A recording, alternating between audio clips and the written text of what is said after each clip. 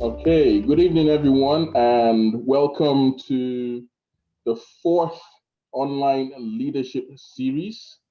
And with me here today, I have Bitrus, my co-host, and our special guest, Dr. Ambili Banijay. Ambili, you're welcome to today's show. Just a few housekeeping rules. If you have any questions, please post it in the chat group, and we will go through the questions as we have a chat with Ambili, and pick up on your questions as well. If there's anything you want or any housekeeping, please reach out to Bitrus through the chat group, and she'll be able to assist you if you have any questions or you need any directions or links as to find out more about AFBE UK and what we do at AFBE UK. Please just ask your questions and we will get answers to you straight away. So thank you all for joining us this dark evening.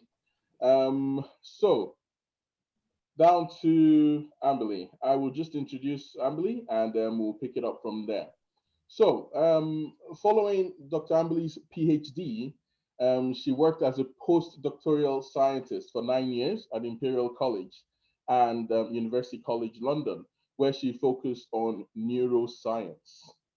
She moved to GSK 13 years ago and has worked within regulatory affairs, audit and assurance, and most importantly, inclusion and diversity, and has held various senior roles in GSK, including working as a director for the past 7 years. Ambili has recently been recognized in the 2020 Empower Ethnic Minority Role Model list as the top 100 ethnic minority future leader. She's an active advocate for inclusion, diversity, and equity. And she's passionate about ensuring the next generation have equal access to opportunities. Ambili, it is a pleasure to have you with us today. Thank you very much. Glad to be here. Glad to be here. Nice, nice.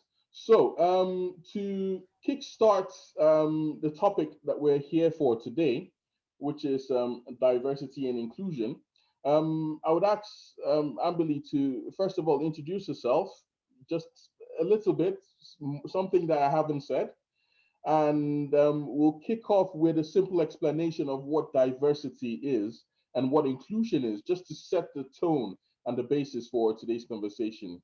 Ambili, over to you. Thank you. So in terms of an introduction, what else can I say? I think you've said it all, Roy, but I'm a mother, I'm a carer, I'm a married, been married for about 20 years. I'm an antique collector. So some few snippets of who I am. So yeah, diversity and inclusion, a really a topic that is close to my heart in terms of the conversation. So really excited to be here to answer some questions. Beautiful, thank you very much. So to kickstart, can you give us in your own clear terms what diversity and inclusion means? Okay, so there's a couple of analogies. I talk in analogies a lot and I think in analogies. So I came across a definition just today where somebody said diversity is being invited to a party. Inclusion is being asked to dance, right? I think of it slightly differently, but whichever works for you. So diversity for me, if you like drinking, can be soft drinks. I don't drink personally, but you know, I think of diversity as having lots of different bottles in your drinks cabinet. And I think of inclusion as the cocktail you make from it, right? So it makes it more interesting, the drink more interesting, the mocktail or the cocktail more interesting when you mix things together and you get diverse things. If you have just orange juice, you can't suddenly put it in a cocktail glass and say it's a cocktail, right? No. It will just be orange juice. Or if you have tiny smidgens of something else, you won't taste it because it's not the appropriate mix. So that's, for me, a better definition of actually what is inclusion. It's about feeling like you fit in, that your place is there because you're adding something to it and making it more interesting, adding value in that mix. Okay, that's interesting. So we're here to talk about diversity and inclusion in the workplace and how it's impacted you. You've been involved in a lot of diversity and inclusion groups within your organization. Tell us a bit about your story. How has the topic of diversity impacted you directly within your progression in your career? So I'm actually going to take the story slightly further back before I even started my career, right? So I moved to the UK when I was 13. And when I first moved, I grew up in Mumbai. And when I first moved to the UK, I just felt completely out of sorts. I felt like I would never fit in. So what I mean by this is I remember I was 15 years old when I was invited to the first white home by my friend for a Christmas party. So I walked into her house and her mum said, would you like some eggnog, love? And my response to her was, yes, thank you, auntie. Because in my culture, we're supposed to respect everybody who's older, right?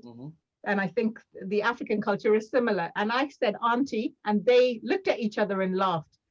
And I didn't know what I'd messed up in those two words, thank you and auntie, what had not, but I knew I'd messed up because the response didn't match, right? So to hide my embarrassment, I take a swig of the eggnog. Now, who knew that there's raw egg and milk and cream and alcohol mixed up in a drink served to kids, right? So I literally threw up, spat it all out. So within 30 seconds of walking into this white home, I felt like, oh my God, these people are aliens. What am I doing here? So you feel this complete discomfort when cultures clash, right? Cultures meet. And there's a real discomfort because you don't understand the other people's culture. True. But it went on that Amanda became my best friend. Her mom loved me eventually because, she realized the positive influence I was on her kid. I was studious and, respectful, whatever. So after a while of interacting, you realize you've actually got more in common. At the end of the day, they're all human. And if you break past the initial barriers, we're all the same. True. So how did I take that forward? So coming into a career perspective. So as you mentioned, I did my degree, got a first-class degree, did a PhD, and then thought, I really think I want to go to industry. So I tried to get into industry, and I was pretty much told, you're too much of an academic in interviews, right, in industry. And I thought, what does that mean? What does it mean I'm too much of an academic at age 24 or something, It's not 55. 24, 26, you're already too much of an academic. And I kept getting rejected. So then I started looking. When I moved to UCL, I thought I must figure out how I can move. I mean, it took me 7 years at UCL to figure out how to move to GSK, right? But what I did, I started watching these kinds of talks and videos and things about people who had done well. And one of the pieces of advice I got is networking is really key, absolutely fundamental. So I started, and all networking is talking to somebody else and being really open with them about what you want, what your dreams are. So I was chatting to a friend in a pub to say, I would really like to work in industry. What do you do? And she said, oh, I work with industry on a consultant basis, but I'm working at UCL.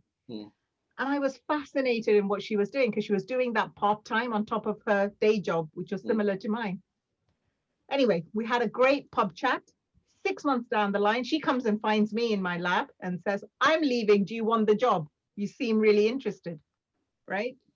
That was my entry into working as a business development contact at UCL. That led to my head of department asking me to set up a course to run a course for PhD students who wanted to come to industry at UCL, right? And I remember thinking, I can't even get a job myself. Why am I going to run a course, But sometimes if other people have confidence in you, it's worth believing in yourself, right? And sometimes you need somebody else, right? So I thought, okay, fine, I will set up and run the course. And doing that course for 2 years, I learned everything I was doing wrong, right? About how I was selling myself to industry. And that's all it was. I didn't need to do any other experience. I developed my marketing skills in marketing myself to be able to then come into GSK. Now, GSK, I've been here 13 years and I started at the bottom. And within about 6 years, I went from entry-level position to a director position. So really spectacular increase. Yeah. Why? Because about a year into GSK, I was fed up. I was doing really admin-y job. You know, I'd taken a 10K pay cut and gone to an entry-level position just to get in. And I was filling in forms all day long. And I thought, I've done much better than this. I can do more. And I was pretty much ready to leave. I was interviewing with a competitor. And my manager figured out that something was wrong. And she asked me, are you going to resign? And I said, I hadn't got the job yet. So I said, I'm interviewing. Because I didn't want to lie to her and then 2 days later resign, right?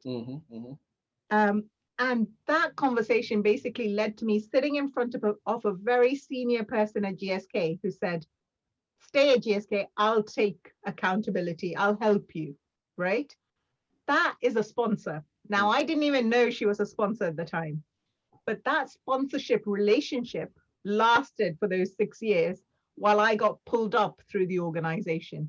Now, she moved on to another role 6 months down the line. She didn't promote me, but she was in the same organization, connecting me to people, giving me opportunities to do great projects, right? So when you go for an interview, you can talk about these interesting projects. So I had the benefit of that in my career. And I moved up GSK's organization abnormally fast. So within 6 years, director, I thought, you know, I can achieve anything. I mean, I really thought, right, next role in a couple of years. And then I hit a glass barrier. And initially I thought, must be me, right? I don't have enough place. I've only stayed in one department or a couple of different departments, haven't shown that I can work in other places. So I developed myself. I went on secondments. I went on an external assignment working for an NGO in a different field. I took on Brexit, managing Brexit across the whole GSK business within regulatory affairs for the UK. So did some really high profile stuff, and I still couldn't get a job.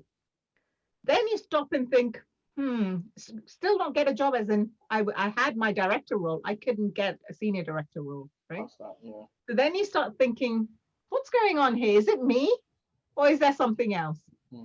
And at that point in time, our company had set up a global ethnicity council, which is something that many companies are doing. They're setting up senior groups that look at different things, right? So the global ethnicity council, senior leaders looking at ethnicity, when I looked at their composition, it was 100% Caucasian at that time. And you think, how is a bunch of white people going to figure out what they need to do for ethnic minorities, right? Yeah. When you look at the gender council, it was 50% men, 50% women. All white, though.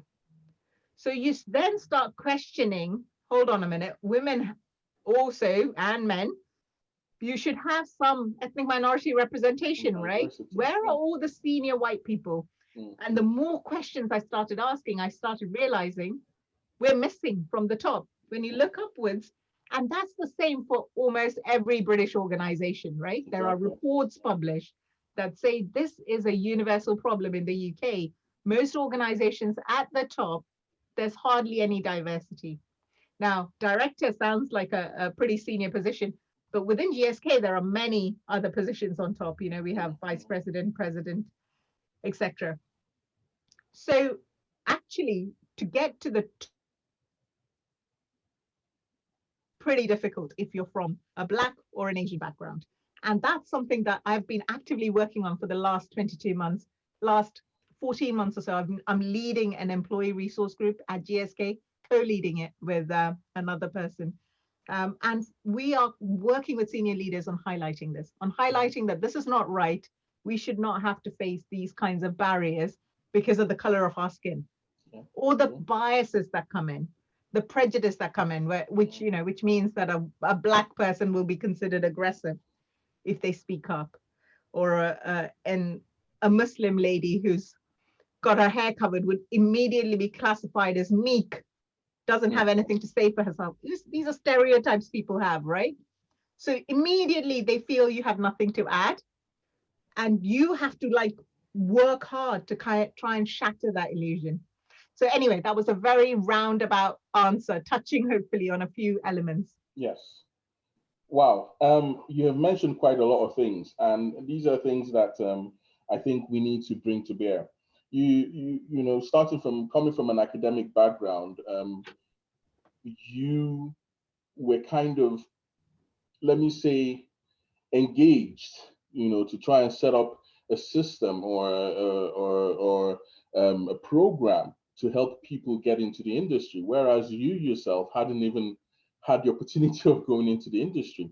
But you mentioned something vital there. You said selling yourself and networking, which I think is very key. So these are two key issues to help with diversity, if you ask me, within an organization. However, you know, going through everything you did, going into the industry eventually, rising up in 6 years to become a director, you still hit a glass ceiling. And that is, there's a problem, there's an issue, and there's an issue at the top, you know. And it's now that, you know, a lot of people are beginning to speak out on such issues with regards to, you know, diversity within senior management groups, you know, because you start at the bottom, entry level, there's a lot of diversity. There's a whole lot of diverse workforce. You go to mid-level management, there's a few here and there, and you go to senior management or executive level, and it's like dead silence. There's nothing, you know. And these people are meant to take decisions that will affect everyone within the company or the community or the industry, you know. So I would ask the question: how important is it for there to be BAME representation in every level, in your opinion? Absolutely critical. You know, every company should reflect the geographies they operate in, right?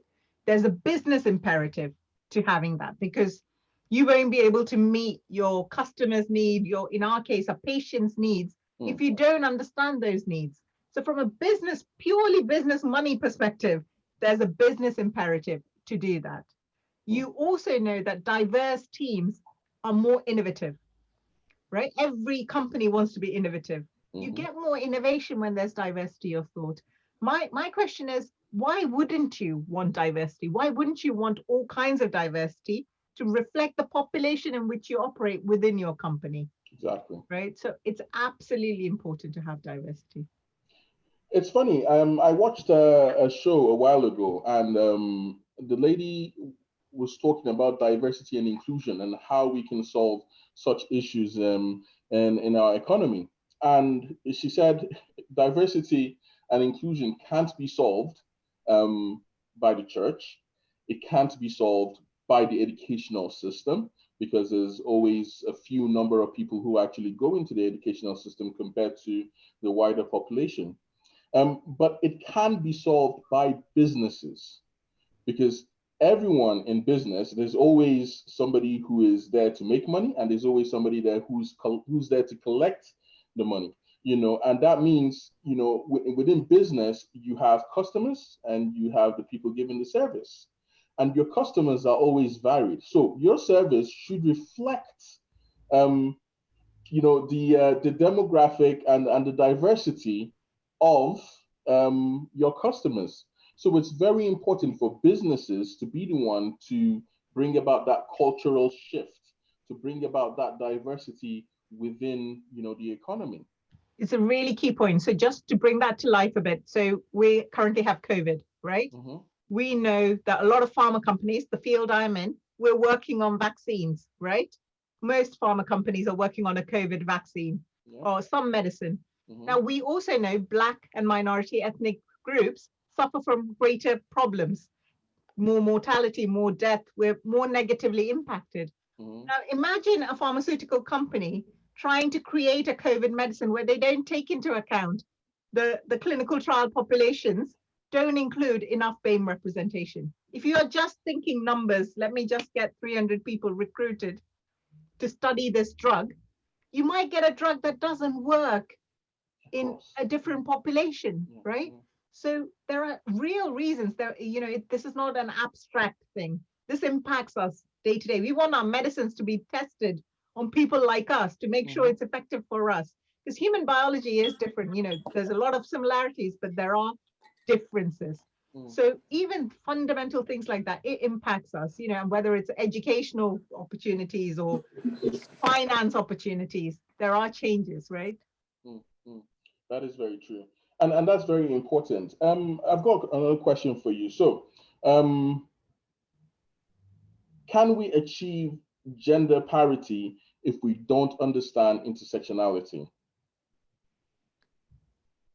The short answer is no. You cannot solve gender parity, because we know that there's still room for improvement, but there's been lots of gains in the gender agenda.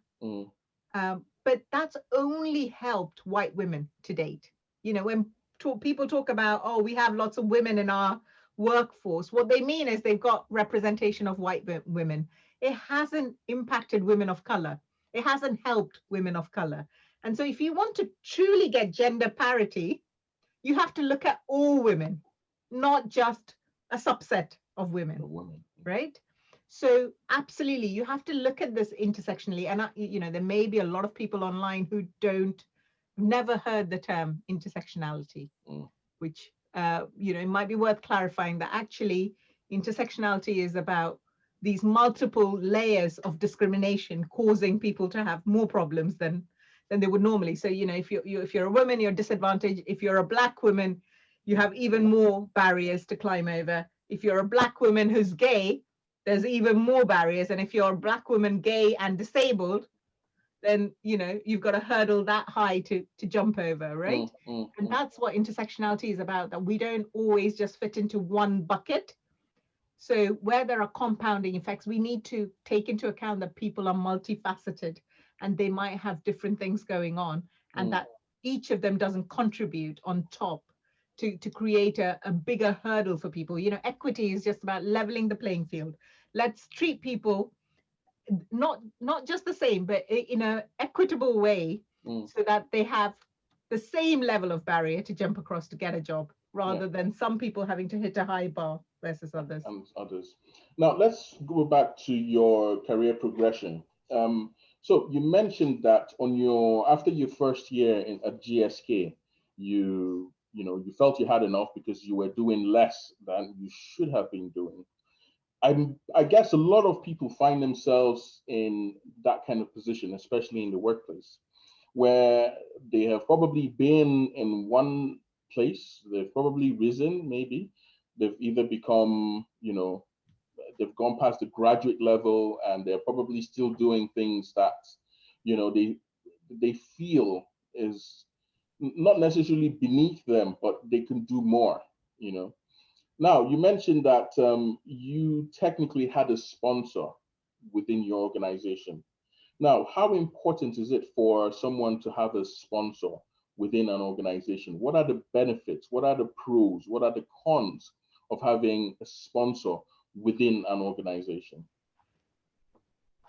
So having a sponsor is fundamentally critical. Now, let me define the difference between a mentor, because people sometimes think mentor and having a sponsor is the same thing, and they're not. No. They're very different, right? So a mentor is just somebody senior who wants to share their experience, and they're almost like a wise friend. They're giving you some advice, right? A sponsor does much more. A sponsor is somebody who's pretty much putting their neck on the line for you. They're staking their reputation to advocate for you, to say this person's really good and recommend you for roles, or connect you with their contacts by putting you in front of them. So they're taking a personal risk. Now, it's fundamentally critical to have a sponsor, particularly as you move in higher grades. It's been shown that having a sponsor really helps. Now, how do you go about getting one? It's not so easy, right? We know ethnic minorities are over-mentored and under-sponsored because people are not so comfortable putting their neck on the line for people like us.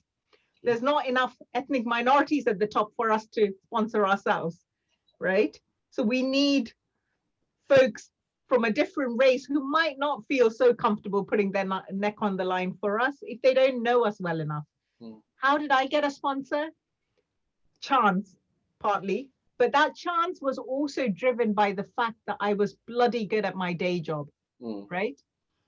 I mean, there's a thing that I grew up with thinking it was just something that my family used to say to me, you have to work twice as hard to be good enough. Yeah. But I've heard now that a lot of Black and brown families have this in their home, right?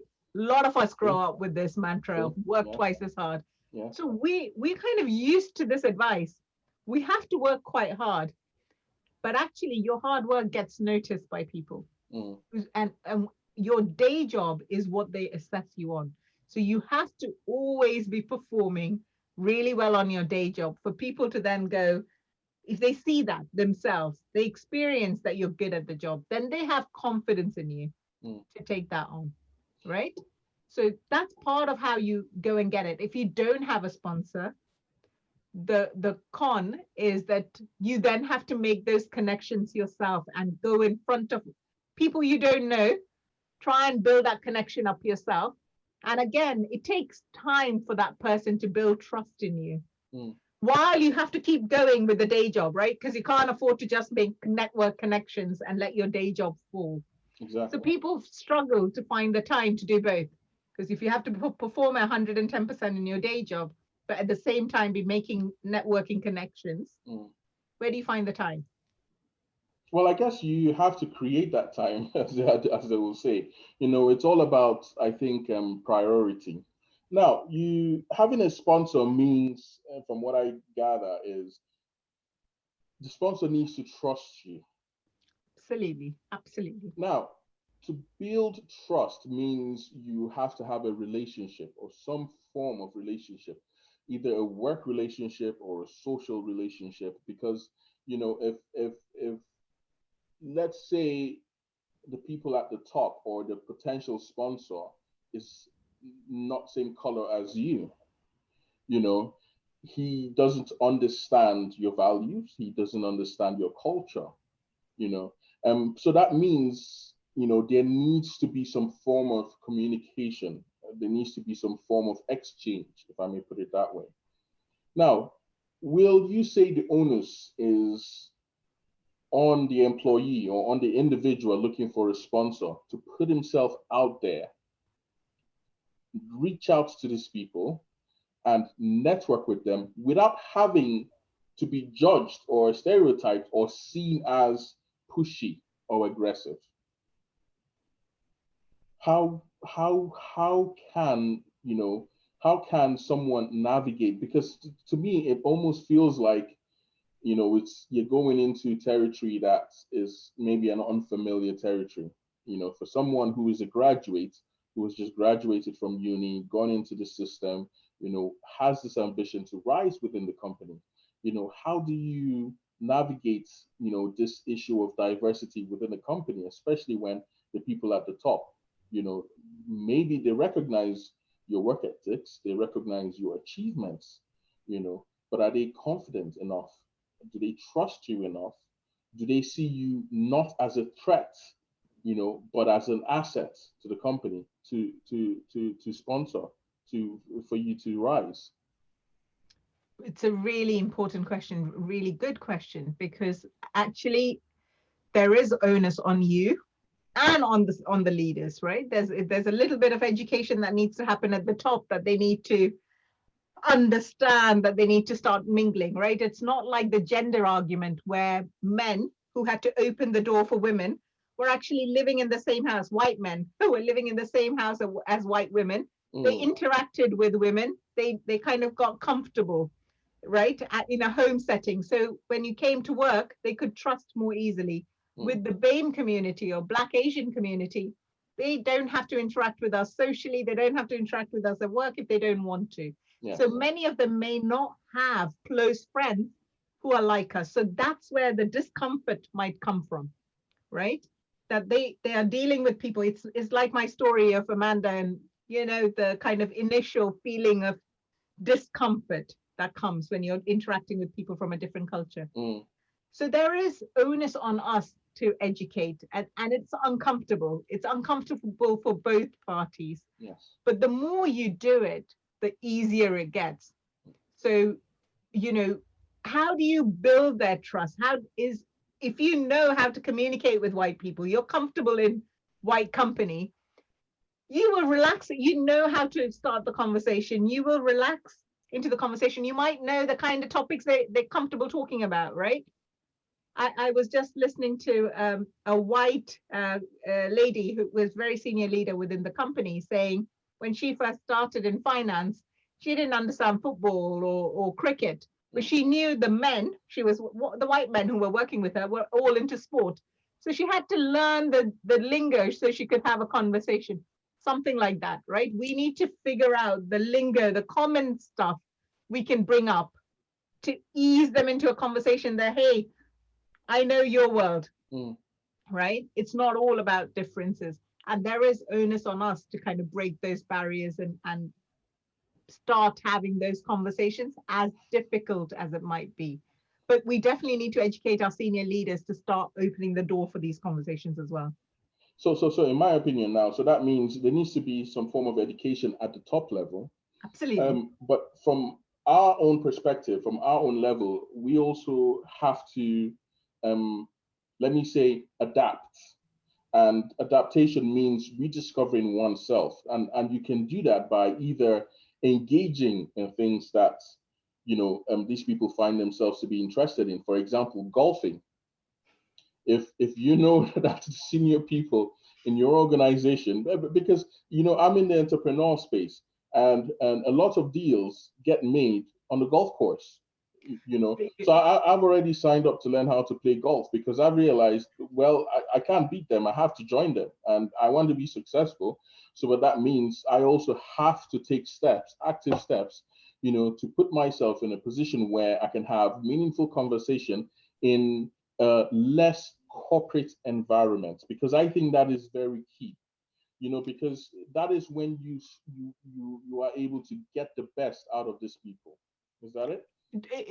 To some extent. I mean, I don't know if everybody would feel comfortable taking up golf or anything like that, is against the grain. What I would say is even small steps matter, right? Sometimes for us, we just think they won't be interested in even having a coffee, right? So COVID has been a great leveler to some extent. Before, the kind of face-to-face asking them for a favor might have felt more uncomfortable. Now we're used to emailing everybody, and actually you might be brave enough to email a senior leader you've never met before to say, hey, would you mind having a conversation? I'm really interested in your area.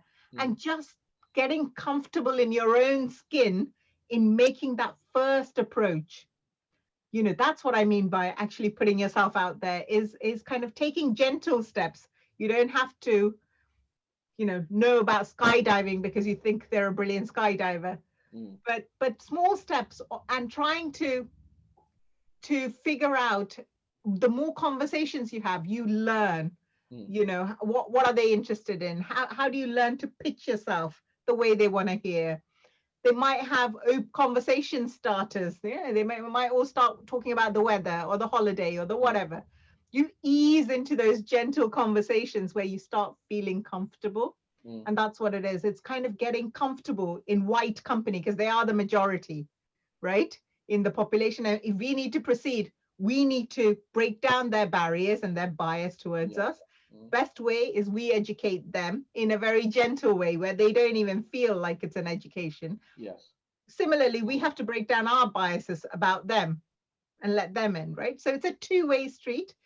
But yeah, making it easier on ourselves the more we interact with white folks. I'll tell you, today, because I moved here when I was a child, I grew up around white folk, and I go on holiday with them, right? And there are still times when I go on holiday now, there are things they do, I think, what? Like after a shower, they might be wandering around in their shower thing, and I'm like, Jesus, I go in with 4 layers of clothes, I don't get it. But I kind of know that that's something that I don't have to do, right? This is about accepting differences, letting them get on with what makes them comfortable, keeping my judgment to myself. And it doesn't change the fact that we have a strong friendship on 99% of the other things we can talk about, right? So it's just the more you interact, the more comfortable you feel in their company. Okay, so I've got a question here from Ollie. It says, as a minority in industry, you go through this exhausting process of feeling you have to prove yourself every time. Have you experienced this, and how have you dealt with this? It's a very good question. Absolutely, Ollie. Absolutely.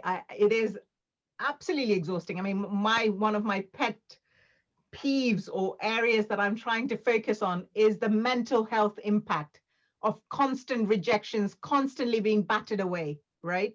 And it's a real concern of mine that we are facing, apart from societal injustice and all of that, you know, even at work, we face so much more barriers. Now, yes, on the one hand, it's really frustrating and we can't just accept it. We can't just say, well, oh, well, that's the way it is. We have to try and break down this, right? So that the people coming behind us don't have to have this battle. However, we can't afford to be moping about it and, you know, laying down our arms and giving up either. Yes. You have to pick yourself up and keep going. Knowing, I mean, I tell myself, you know, like I said in my intro, to one point you try and develop yourself. Then after a while you think, hey, you know, is it me or are there other things? And then try and tackle the other things that might be going on. So you have to constantly pick yourself up, assess if there's something I need to improve myself. You know, are they giving me feedback that I need to work on? But if there isn't and it's not you, then try and figure out what societal stuff you need to work on with a group of people so that you can keep going. Quite a lot of people have, two people actually, have already talked about, you know, the fact that getting a mentor and getting a sponsor rather is a difficult one. You know, Emmanuel and Chara have mentioned this, you know, and within companies, you know, as Emmanuel mentioned, you know, there's a structure. They usually have a structure where, you know, they have a mentorship program, you know, and people can, or graduates can go through this mentorship program and, you know, get a feel for the workplace. However, how can a mentor be flipped to become a sponsor is another question in my head. You know, how is it possible for, and that depends on if the mentor is senior. In most cases, a mentor will be somebody who is at least higher than you know, at least a line manager or a supervisor within the organization. Is it possible to flip a mentor to become a sponsor in building that relationship? Absolutely. I mean, mentoring is quite a safe relationship, right? They can be relative strangers, but a mentoring relationship can go on for quite some time, right? And then towards the end of, you know, once you've established a strong relationship, they're a friend, they're a lifelong friend almost, right? And I've had personal experience of where a mentor has flipped to a sponsor. So I had another white lady who was my boss in one of my projects that I was working on. She wasn't my line manager, but she was someone senior who could see my day job. And this lady started giving me, you know, development opportunities, development chats. So when I finished, stopped, changed projects, went on to work somewhere else, I went back to her and said, will you be my mentor?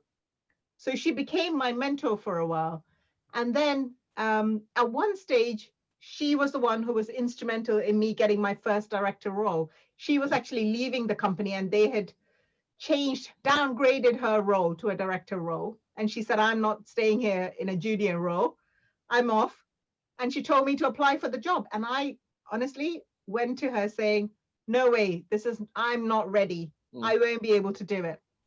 Because she had been my mentor, she forced me to apply. Literally, I'm not joking. She literally said, Amberly, you can do this job.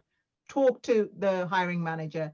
She forced me. She gave me all of I mean, I didn't need to tell her what I could do because I was telling her all the reasons why I couldn't do it.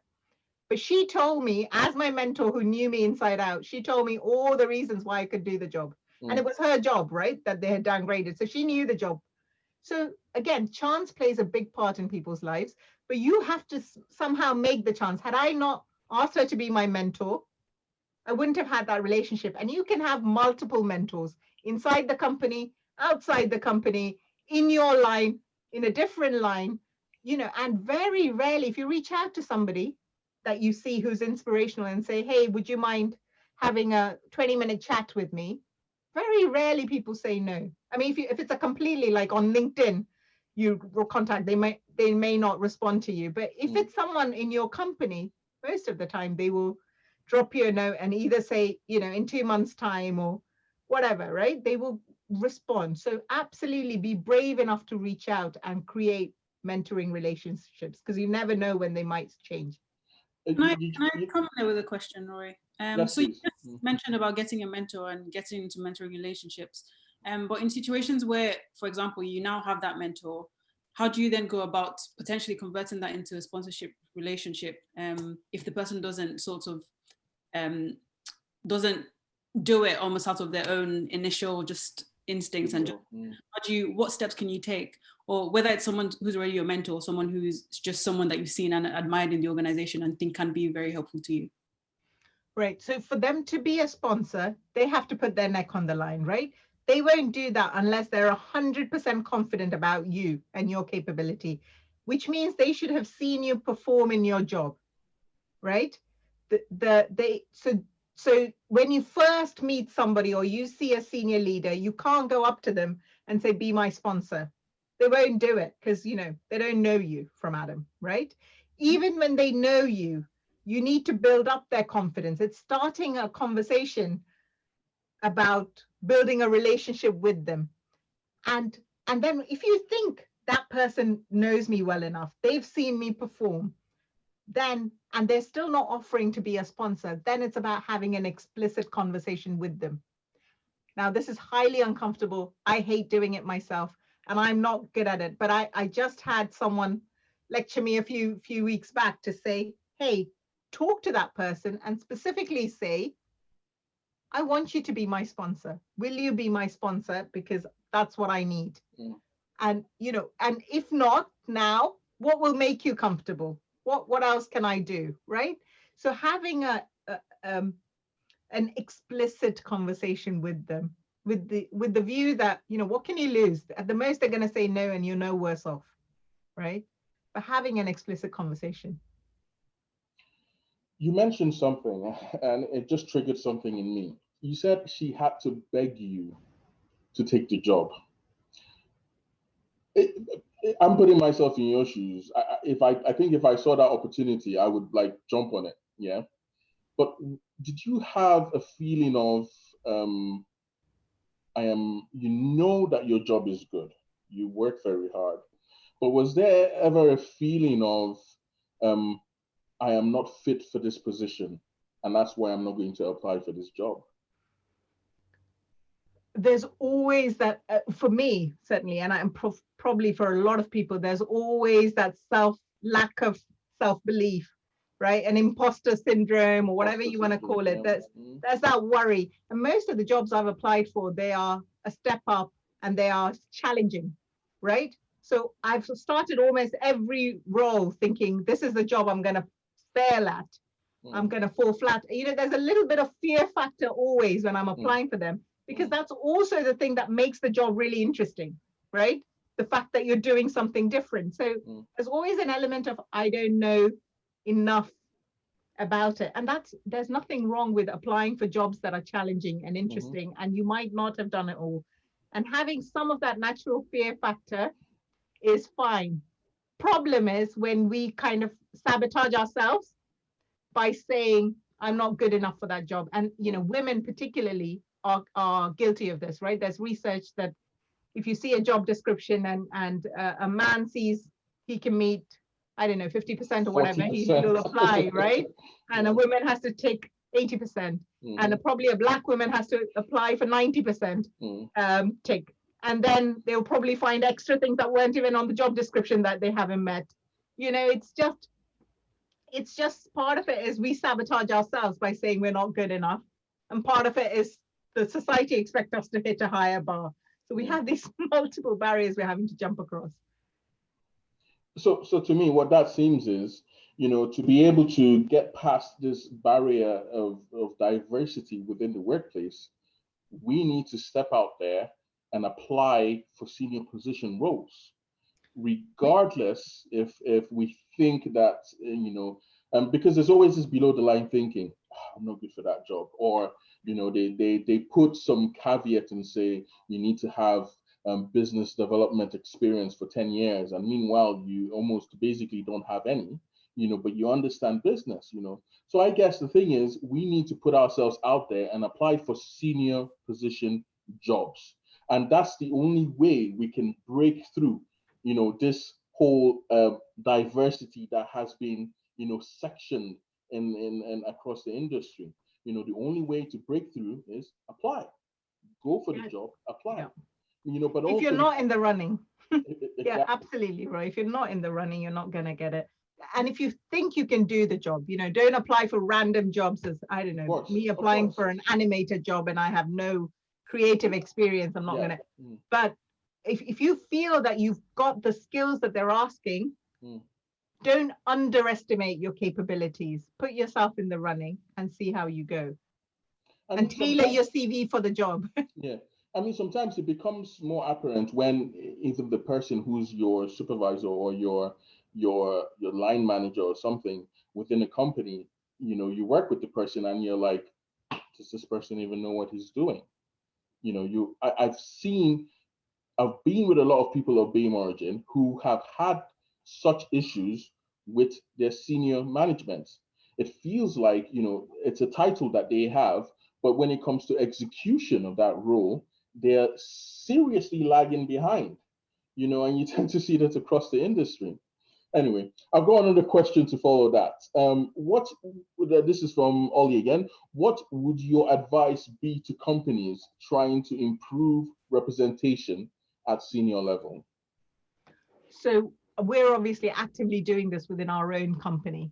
So my advice to senior leaders is sort of threefold. One is they need to be good role models, because talking about race and ethnicity is something that makes everybody uncomfortable. Yes. They don't want to talk about it, but they have to talk about this because there's a serious problem. Like we talked about, there's lack of diversity at senior levels. They need to acknowledge there's a problem, start role modeling leadership, talking about the change that needs to happen, open the door for the employees to feel like they can talk about the issues within their company, right? Because until the senior leader asks for these conversations and listens firsthand to what's going on in their company, they won't know how to fix it, and they need to fix it, right? So opening the door to saying, we really want to do something, and role modeling those behaviors first. Second thing, they need to look at their data. Now, data is almost like a swear word. There's a million excuses. Oh, we can't do it because race is so complicated, so many different classifications. And do you look at all of BAME, or do you just look at Black population or Asian population? All sorts of questions. And my advice to them is there are many companies doing this already. So look at your peers, figure out who's a market leader. So I always cite EY, Accenture, those companies are doing amazing work, right? Go look at what they have done, look at their annual reports, figure out how they have managed to do it. So if I'm challenged in a multinational company, I can't collect data on race because different countries have different definitions of race. Yeah. And, it's really difficult for a global company to do this. I say, well, HSBC do it, Lloyd's do it.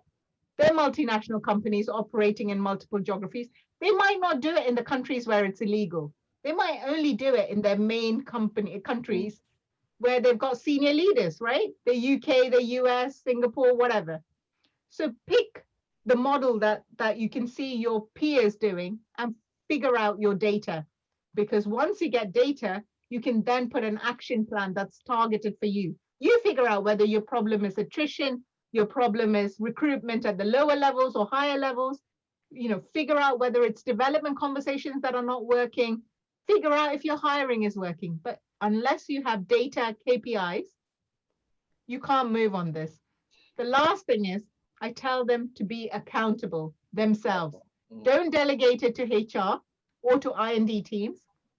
Leaders, business leaders within their functional groups need to take accountability for making change happen in their lines. This is not something the HR organization can make happen. This is each leader at the top of the organization deciding to take some personal accountability. Yeah. Beautiful suggestion. And now the thing is, I watched a show a while ago, and what it said was, you know, it's not about the data. The data exists. It's all around us. We see it. Even without the data speaking, we actually see this disparities. Now, it means there needs to be active actions set within organizations. There needs to be consequences as well, which will be set. You know, so actions, responsibilities, accountability, and finally consequences that need to be set, you know, within organizations. Because if you're not achieving something, then what happens? It means you're not achieving. It's the same thing. I'm in sales. If I'm not achieving in sales, you know, they call you, they speak to you. If you don't achieve again, they fire you and they bring on another salesperson. It's very simple. So it should be the same approach that should be, you know, applied across the industry and across companies. You know, absolutely. Absolutely, Roy. And that is a really, really key point about that accountability piece. And you're right, data, they don't need data to see there's a problem, right? They weren't sharing data with us. We said, we are doing an optical assessment and we can see there's a problem. Our eyes are telling us there's a problem, right? But the reason we focus on data is when they want to fix it, they have to put targets in place. Yes. That's where the numbers come in, right? How will they put aspirational targets? I'm not talking about quotas, I'm talking about targets that they should meet. Aspirational targets cannot be set unless they know what their baseline is, right? So that's why actual tangible numbers help. Otherwise, you don't need it to tell there's a problem because there's like barely any Black people above a certain grade, right? Now, Nika has mentioned two things, yeah? And I'm just going to summarize. It's easy for a female, and she says a Black female, to get a white male sponsor, you know, and that can be for various reasons. A white male, you know, understands that he has a mother, so he can relate. He also understands that he can have a girlfriend, you know, and relationships, so he can also relate with that. But it's not easy for a Black male to get a white male sponsor. And I would agree with that, you know. So what active steps can a Black male take, you know, to get a sponsor within an organization? It's again a really, really good question. We had at GSK, we had a guy called John Amici who came to GSK. I mean, he's a renowned author, psychologist, amazing television personality, but also a scientist, right? He was an NBA player, 6 foot something, almost 7 feet tall. So he was talking about this perception, even though he's a geek, a scientist, because he's big and Black, he's considered like a monster. You know, people are threatened by just the way he looks. And I think that's something that, you know, being an Asian woman, I can't understand how that must feel like. I mean, I've had colleagues at GSK, male colleagues who are Black at GSK say, every time I go into a shop, you know, people are following me around like a criminal. It shocks me, that experience. So that there's a, you know, there's absolutely, I know that Black people are the most discriminated against in the world, right? And there is this barrier, and that we need to kind of figure out, how do we make these people comfortable having conversations and starting to treat people like human beings rather than these kind of perceptions or stereotypes or whatever. Yeah. So this goes back to the organization trying to build allyship, trying to kind of break down barriers, trying to understand the Black experience. So we, within our company, we do a lot of allyship training, talk about microaggressions, bias, what's coming in, what the Black experience actually looks like, whether it's in the US or the UK, you know, trying to kind of bring to life that racism isn't something that just happens in the US or Black people getting murdered by police isn't just a US thing, you know, and bringing in these life experiences, I think it can be powerful. Yes. Now, we are starting to have senior leaders actually actively ask folks to come in and share their experiences. Now, that's a double-edged sword in itself, because sometimes, you know, the same Black people have to be rolled out because they have to talk about their experience to educate these people, right? And it can be very emotionally draining. But that's the only way at the moment to educate these people into understanding how difficult it is. And hopefully, the more people that understand, they'll start breaking down those barriers in their head that they have made up, you know, about Black people, about feeling threatened by Black people and thinking they're a different species. So it's an education journey. Even talking about the being threatened, you know, there's you look at it from the point of view of you have a lot of highly technical, competent Black people or people of color within the organizations. And you find that some of these white people are actually threatened by just their main skills, you know, the kind of skills that they have, their level of interaction within the company, and their KPIs that they meet up with, their targets, you know, so they always find some way to either be biased towards these people and kind of, you know, suppress their rise, you know. So what happens, and maybe we'll close with this. So what happens in a case where you have this glass ceiling standing right above your head in the form of, you know, maybe an individual, you know, or something that stops you from rising up in your company? What would you do? What would be your advice in such a situation? So you can't give up. That's my single biggest advice, because this exists. I mean, this is an institutional issue, right? And it exists across many companies. It's not like I can advise you, go to another company and this won't be a problem. I mean, you might be able to jump across to a higher grade in a company immediately, but you will hit that glass barrier, because almost everywhere there's this glass barrier. We have to keep trying to break it down, and that responsibility lies with every single one of us. You know, it lies with, there is a tendency that sometimes when you crack through that glass barrier, you then forget about the people coming after you. And actually, those people who make it through that glass barrier have a responsibility to pull others up. But also, if your glass barrier is made of concrete and not glass, you have to keep trying your best to work around it. You know, if it's a manager who's really unhelpful, maybe you can find a more senior sponsor somewhere else who can help you find a job in a different line, right? There are always strategies you can try. Don't give up. It is tough. I'm absolutely not denying it. I haven't found the golden solution myself. You know, I've been hitting against this glass barrier for many years myself. It's frustrating, but keep going, because you will find a way to get through it. And know that there are lots of people like you. You know, I get strength from sharing stories with others who are in the same position, because then I know that I'm not a failure. You know that about yourself. It's not you. The system hasn't been set up to help you. So, you know, it's amazing that we make it as far as we do. So don't beat yourself up. Stay strong, keep trying. And on that note, Amberly, I would like to end this call today. We have had very interesting conversation today, and I would like to say thank you for sharing your experience. Thank you for sharing your knowledge and most importantly, your wisdom. It will go a long way, I believe, in helping people, you know, and that's what we at AFBE are all about. The leadership program has been set up for this type of situation.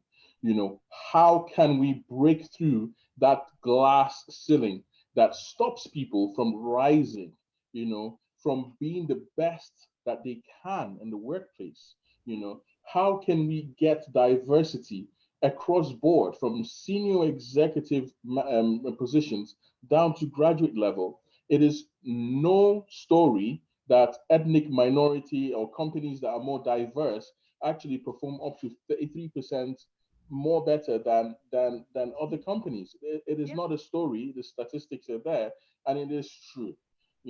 So at AFBE leadership, what we're trying to do is, we want to bring about the awareness of these issues and how can we address these issues. But most importantly, how can we make ourselves better in leadership?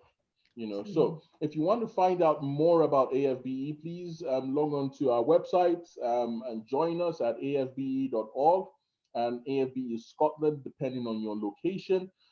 We're very much involved with a lot of programs with regards to diversity, inclusion, retention, and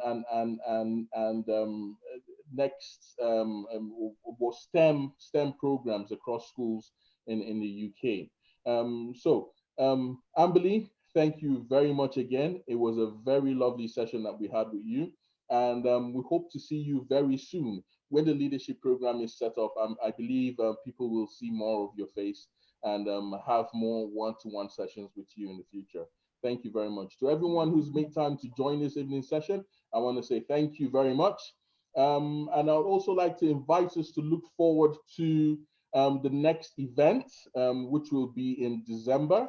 It's a Christmas special, and we'll be talking about the 5 mistakes that people of BAME origin make on their path to leadership. And finally, I would like us to celebrate with AFBE UK today, as today happens to be our 9th anniversary in Scotland since AFBE has been established. So this is 9 years of grinding, being led by our chairman, Ollie, who has been very studious, resilient, in leading the AFBE team in Scotland. Right now, we have gained a lot of recognition within the UK space. We have a lot of members, and we would like you to join us and celebrate with us and be part of AFBE. And as we always say, be part of something great. So thank you to everyone who has joined, and I will see you on the first Wednesday, which is the 2nd of December, for our Christmas special, 5 mistakes that people of BAME origin make. It's one that shouldn't be missed. So I will see you all there next month. Thank you very much. Thank you, Amberly. Thank you, Bitrus, for being a wonderful co-host as always. Look forward to seeing you again.